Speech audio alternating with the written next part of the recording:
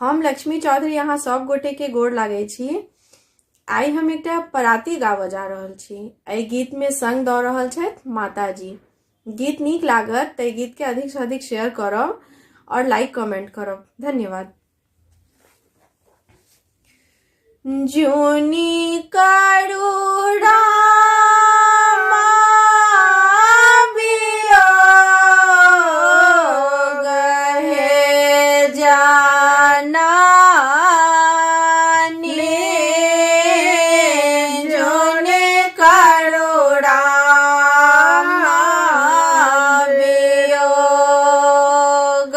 राम लखन सीता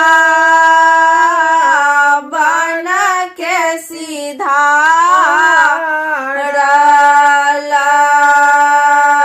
राम लखन सीता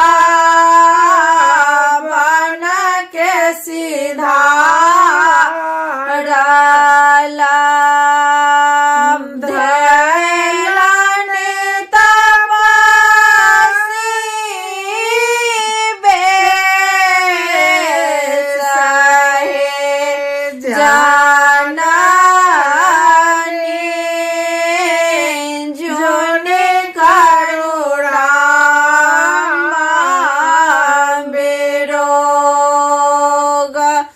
बनहे जाए ता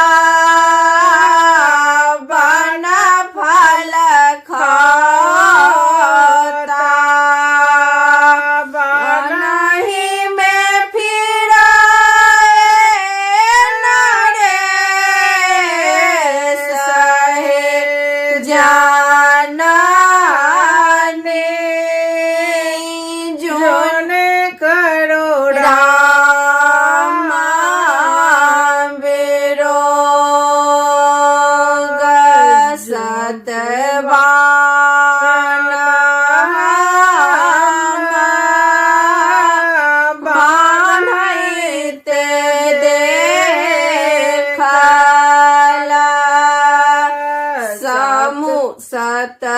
सतवान बान्हते देखला। समुद्र में उठाए हिलोर हे जननी जोने करुणा